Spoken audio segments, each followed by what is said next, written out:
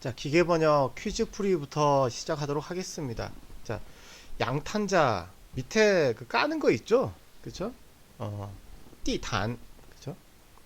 그럼 밑에 나와 있는 시탄은 존재하지 않는 단어입니다. 띠단. 그죠? 자, 스탠드 같은 경우는 타이덩 같은 경우는 타이가 뭡니까? 그쵸?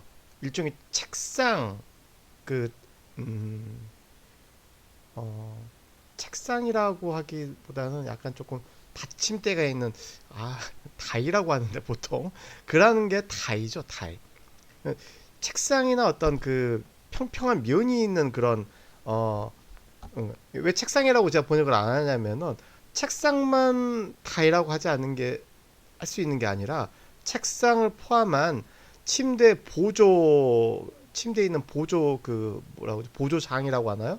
그러한 것들 모든 게 전부 다 다이라고 붙일 수가 있습니다. 그렇죠? 어. 그래서 거기에다가 놓는 그 장이나 그 책상 이런 데 놓는 등이 다이덩이죠. 다이덩. 음.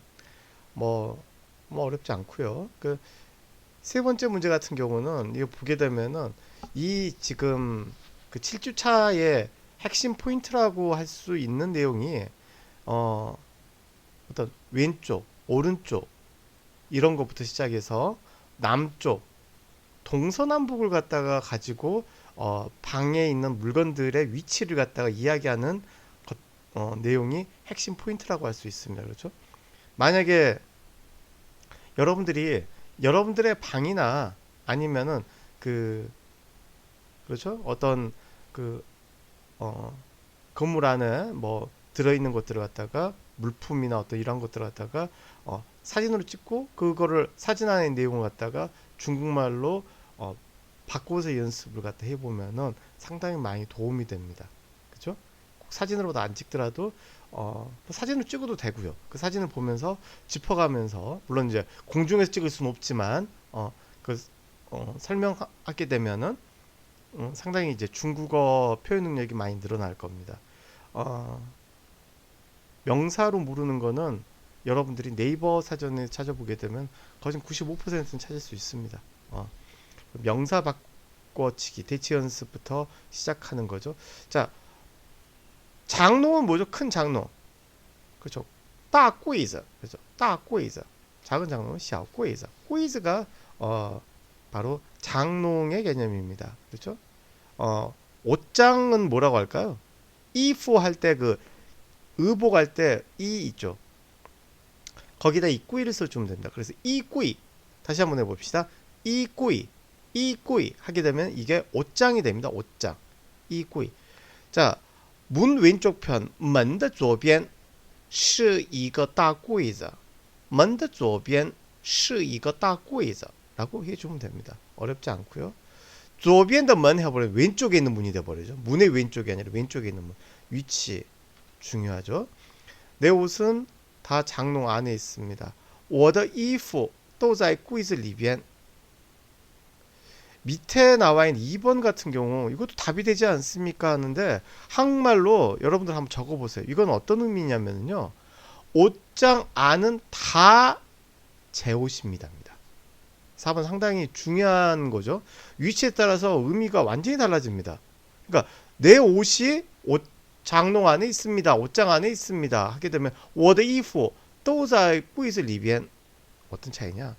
내 옷뿐만 아니라 뭐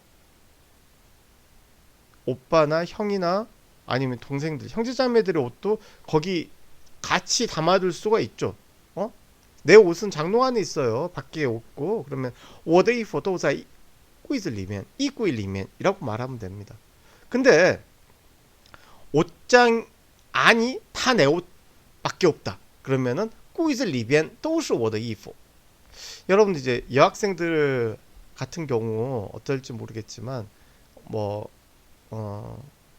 옷을 사 모으는 걸 좋아하는 여학생들도 있고 또 그렇지 않은 여학생들도 있죠.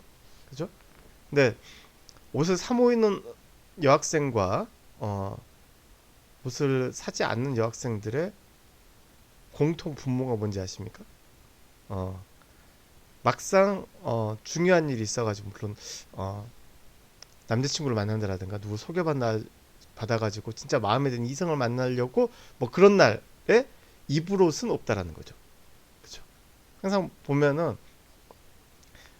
우리 그 어머니도 그 예전에 젊으셨을 때 그 옷가게 비슷한 걸 하셨어요. 옷가게 좀 세련된 옷가게 그때는 양장점이라고 그랬었는데요.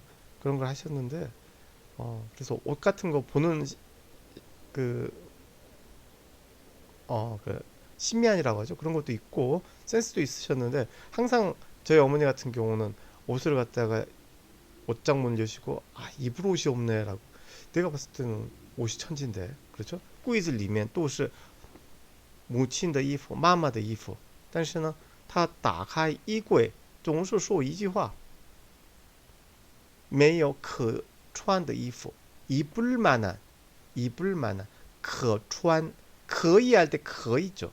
그 그에다가 입다穿을 쓰게 되면 可穿的 하게 되면 입을 만한 可穿的衣服 하게 되면 입을 만한 옷 没有可穿的衣服 하게 되면 입을 만한 옷이 없다.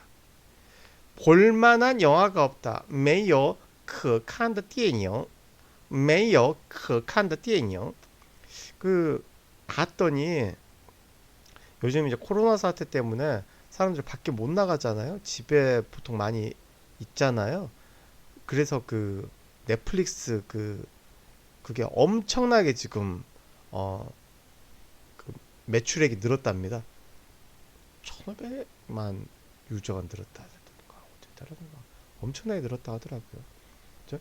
근데 모르겠습니다. 이제 그 드라마나 이런 거 쭉 이렇게 보면은 미드 같은 경우는 대부분이 좀 재밌는 게 많은 것 같더라고요. 보면은 한국 드라마는 어떤 진짜 어떤 건 재밌고 어떤 건 재밌고 그런 게 좀 편차가 있는 반면에 미드 같은 경우는 쭉 볼 수만 있다면 참 재밌는 게 많은 것 같아요.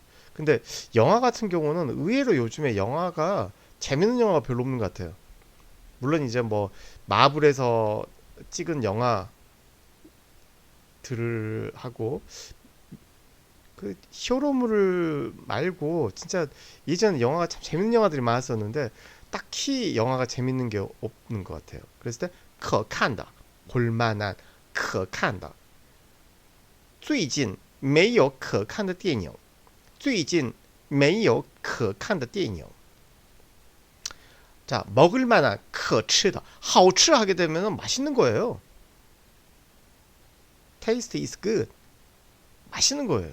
근데 맛있는 게 아니라 먹을 만한 그렇죠?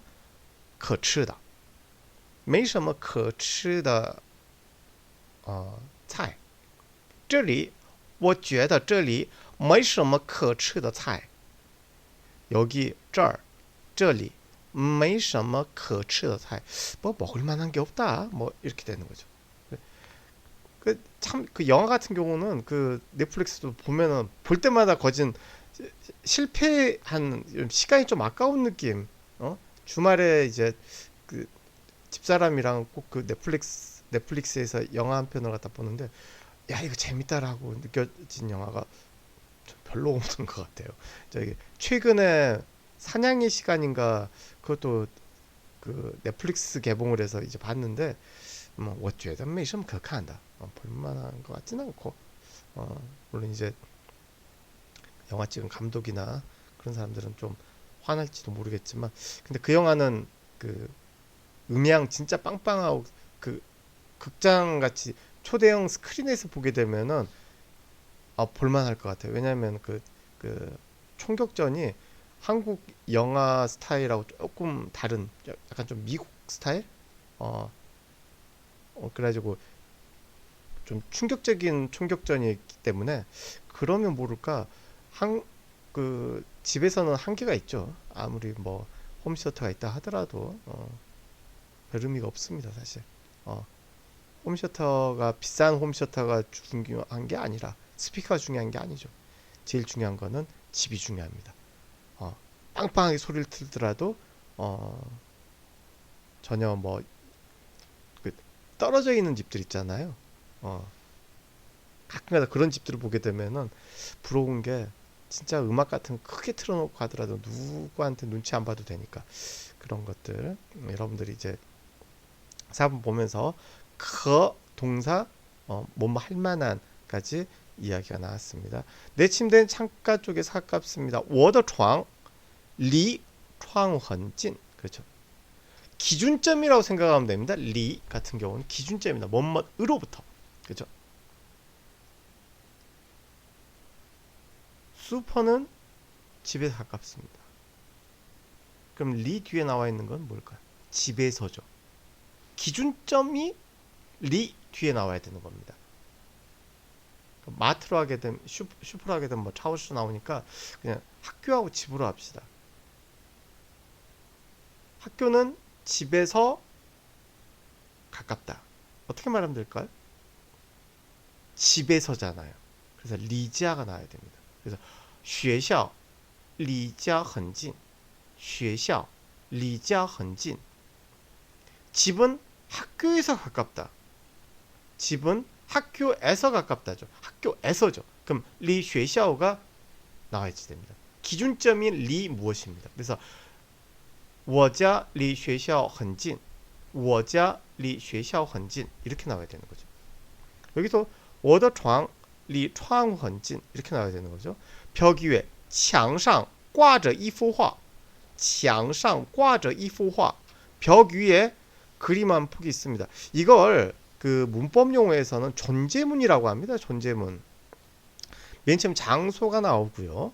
그 다음에 부이저 동사저가 나오고요. 그 다음에 그 위치하고 있는 어떤 사물이나 사물이나 사람이 나온 게 존재문입니다. 그래서 교실 안에 한 명이 앉아 있습니다. 한번 해볼까요?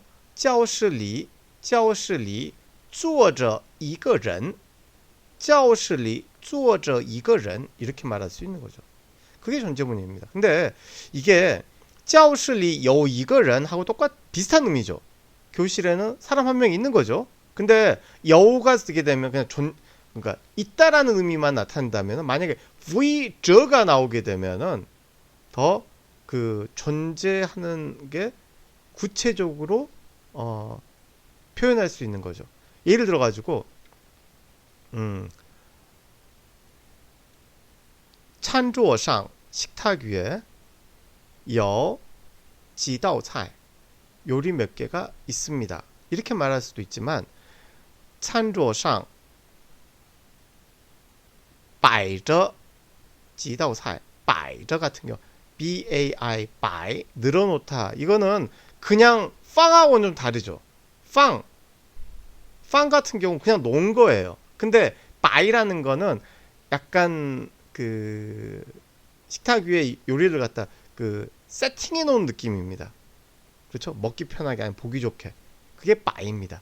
그래서 그 가게나 이런 옷가게나 이런 그다음에 신발 가게 같은 데서 이렇게 놓는 것도 사람들을 이쁘게 이렇게 놔야지 사고 싶잖아요. 그냥 던져 놓게 되면은 누가 사고 싶겠습니까? 그렇죠? 그게 진열하다라는 개념도 바입니다.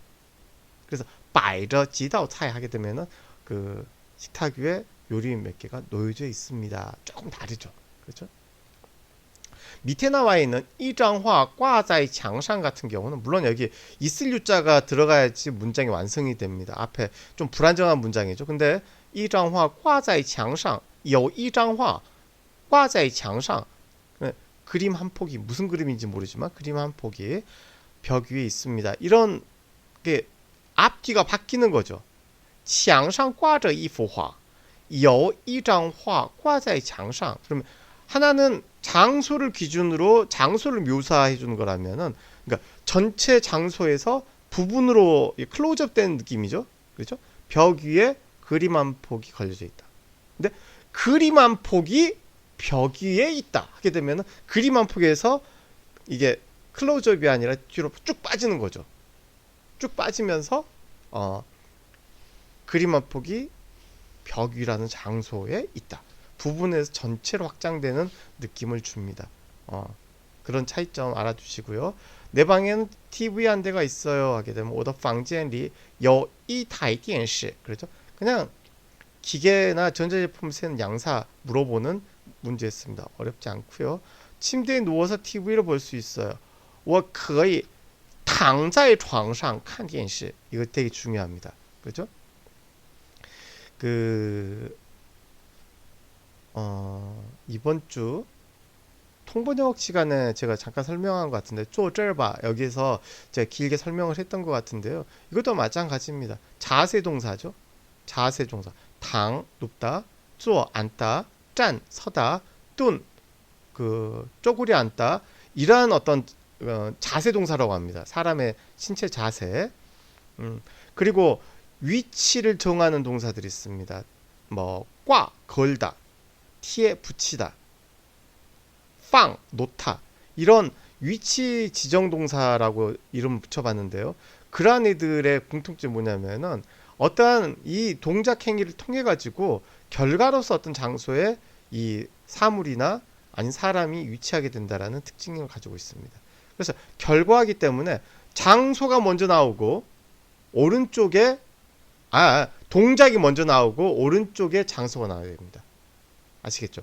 만약에 장소를 먼저 동사 앞에다 쓰게 되면 이 장소에서 어떤 동작이 일어나고 있는 이 장소가 커지는 거죠. 복잡하죠. 그러니까 뭐가 좋을까요?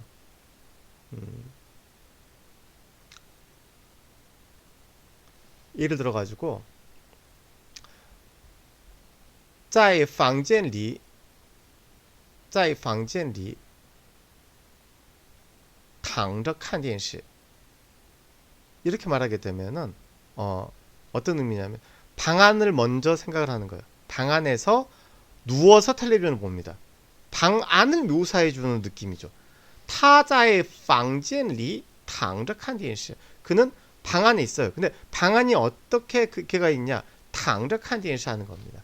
근데 他躺在床上看电视 침대에 누워서 다른 장소가 아닌 침대에 누워서 躺在沙发上 다른 장소가 아닌 소파에 누워서 看电视를 한다는 거죠. 조금 복잡하게 되면은 여러분들이 일단 결과라서 다른 데가 아니라 중국어는 뒤쪽에 어떤 초점이나 포커스가 놓이게 됩니다. 그래서 在床上 하게 되면은 침대에서 뭐라는 앉아 있다, 서 있다, 누워 있다, 쪼그리고 있다, 누워 있다, 당첨 이런 개념이라면은 당 누워 있는데 어디 누워 있어? 躺在床上 침대에 누워 있어. 躺在沙发上 소파에 누워 있어. 躺在地上 땅에 누워 있어. 뭐 이런 개념이 되는 겁니다. 그러니까 어디에 포인트를 두냐 이거죠. 침대에 자세히 포인트를 주게 되면 在床上躺在床上坐在床上蹲 뭐 이런 식으로 在床上跳 침대에서 뛰고 있어. 이런 동작에 중심을 두게 되면은 장소 동작이 되는 거고요. 만약에 동작이 아니라 어떤 장소 동작이 어디 그러니까 동작을 통해서 어디에 장소를 갖다 만약에 초점을 두고 싶으면 躺在床上 침대에 누워 있어. 躺在沙发上 소파에 누워 있는데 어디 있어? 소파에 있어. 躺在地上 누워 있는데 어디 있어? 땅에 누워 있어. 이런 식의 어떤 초점을 갖다 조정하는 겁니다. 그래서 我可以躺在床上 여기서 포인트는 뭐냐면은 在床上입니다. 침대에서 看电视 하는 게 포인트입니다. 근데 침대에서 누워서 그렇죠? 여기서 중요도 정보의 중요도를 생각하게 되면은 당입니까? 누워 있는 겁니까? 아니면 在床上 침대 위에서입니까? 침대 위에서입니다. 만약에 在床上 당만 써서 좀 어색하죠? 躺着看电视 이렇게 해도 말은 됩니다. 근데 그렇게 하게 되면은 침대가 포인트입니까? 누워 있는 거 포인트입니까? 그렇죠. 누워 있는 게 포인트입니다. 다른 게 아니라 누워서도 볼 수 있다. 누워서 볼 수 있다는 거죠. 그리고 그 당사의床上 같은 침대에서 볼 수 있다 이거죠. 자, 낮에 거기에 앉아서 책 볼 땐 불을 켤 필요가 없어요. 白天坐在那儿 거기에서 사실 앉다라는 坐在那儿 하게 되면 앉다라는 거는 약간 조금 추임새 비슷하고 약간 조금 액세서리 같은 거예요. 중요한 건 在那里죠. 在那里더 중요합니다.